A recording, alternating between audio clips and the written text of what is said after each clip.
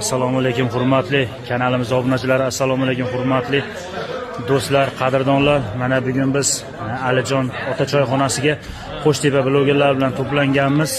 Mana o'zimizni Ulug'bek, fikringizni bildiring Alijon ota choyxona to'g'risida. Mana sharoitni ko'ryapsiz.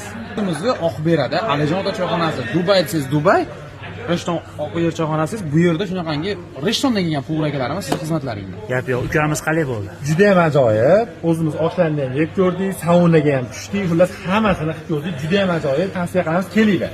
Do'stlar, Alijon ota choyxonasining administratori mana akamiz, Akmal akamiz. Akmal aka, tanijoni sog' bo'lsin, shunchalik sharoitlarni yaratib qo'yibsiz. Nima deysiz? Shu blogerlar to'planib keldik aka. Nima deysiz fikringiz? Qolganlar ham mana shunaqa jamlanib, bir-birlariga oqibatlaning hech qachon buni ko'z tegmasin. Zo'r, haqiqatan maqtashyapti Qo'shtepani.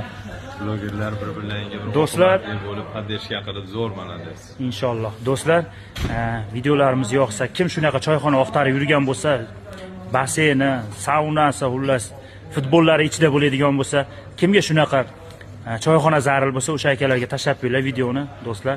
Pastga raqamlar yozib qo'yamiz. Bemalol telefon qilib, joylarni, basseynlarni band qilaverasizlar, qadrdonlar.